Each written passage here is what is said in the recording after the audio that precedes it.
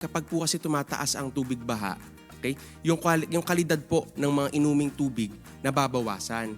Dahil nako-contaminate po yung ating mga pipelines, so pwede po tayo makakuha ng ibang mga karamdaman mula doon. So yung tinatawag nating mga waterborne diseases. So ano nga ba itong mga waterborne diseases? Ito po yung mga sakit na nakukuha natin doon sa mga inuming tubig natin kapag po meron pong ganitong panahon na tumataas ang tubig baha. Kasi po nakokontaminate. So incidentally po, wala tayong awareness, naiinom po natin ito lalo na kung yung mga tubig natin ay nakukuha doon sa mga poso natin, o doon sa mga faucets natin, sa mga gripo. So hanggat maaari mga kasangbahay, kapag po tayo ay iinom, pakuluan po muna natin ito. At least sa mga guidelines po, 1 minute po na pagpapakulo. Mula nang kumulo ang tubig, mga 1 minuto, yun po ang nasa guidelines, saka po natin palamigin, saka inumin para maiwasan po natin na makakuha ng iba't ibang klaseng sakit. Usually, mga kasangbahay, no, yung mga sintomas po ng mga sakit na to, yung pagsusuka, pagtatae, pananakit ng tiyan, yun po yung mga sintomas po na maaari nating makuha. Kaya hanggat maaari po, kung tayo po ay iinom ng tubig, lalo na kung manggagaling po ito sa mga gripo, ay pakuluan po muna. Pero mas mainam pa rin po kung ang ating mga tubig ay galing po sa mga mineral waters or mga purified drinking waters, no? Aside po doon, kuya, maliban po sa mga waterborne diseases kasi na madalas din nating nakikita o tumataas sa ganitong mga panahon, yung banta rin po ng tinatawag nating influenza-like illnesses naman. Ano naman ito? Ito naman po mga viruses po na tumataas din po sa ganitong panahon dahil malamig ang panahon, ito yung ideal condition para sa mga virus na ito na magparami at mag-cause sa atin ng mga sakit. Ang mga sintomas po nito ay lagnat, pananakit ng ulo, ubo, sipon. Usually, hindi naman po ito COVID, no? Hindi agad ito COVID, mga kasangbahay. Although, may mga cases ngayon, lalo na sa Metro Manila, no, na itatala na tumataas ngayon ang kaso ng COVID, so doble pag-iingat tayo, no? Pwede itong mga influenza, yan yung mga pneumonia, ubo, sipon, ito yung mga respiratory syncytial viruses. So hanggat maaari mga kasangbahay, para maiwasan ito, kapag po tayo lalabas, tayo po ay magsuot ng mga face mask para maiwasan nating makakontract ng mga ganitong klaseng mga viruses. At syempre, para maiwasan, kung meron naman tayo nito at para maiwasan na maihawa natin ito sa iba nating kapwa-tao, mas maganda i-observe natin yung proper etiquette natin. No? Kung sakaling uubo, babahing, magtakip po tayo ng ating bibig at ng ilong.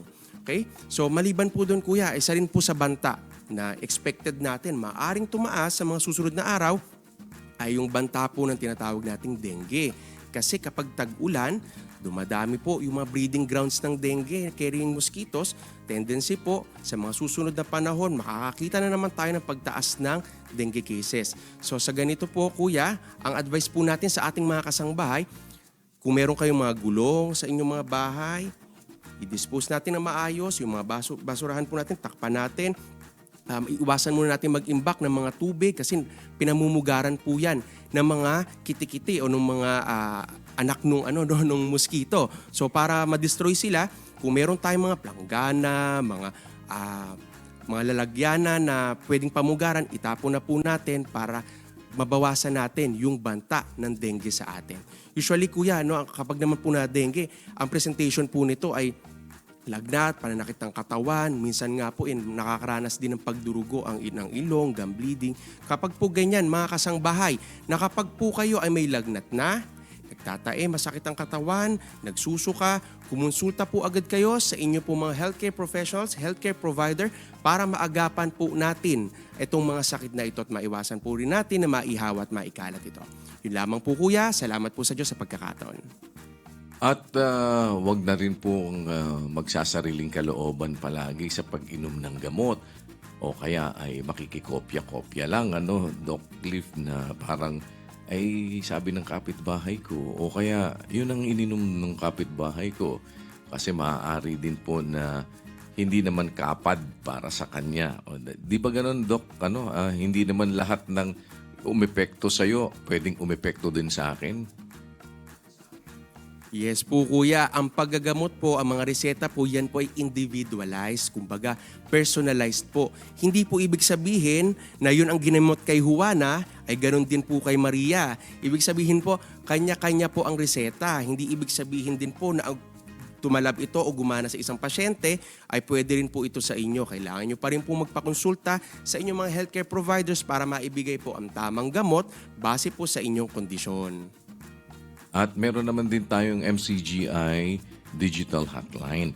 Pwede din po kayong makatawag dyan para po kayo ay makahingi ng guidance doon sa atin pong mga doktor. Pwede niyo pong tawagan yan. Libre lang din naman po yan. Serbisyong atin pong ibinibigay na yan 24/7 para naman po doon sa ating mga kababayan kung sakali ay kailangan po ninyo ng guidance. At the same time, ang atin pong mga MCGI Charity Centers kapag ganito pong araw ng Martes, nandyan po tayo. Nakabukas po yung ating Paranaque MCGI Charity Center. Ganon din po yung ating Diagnostic Center dito po naman sa Apalit, Pampanga.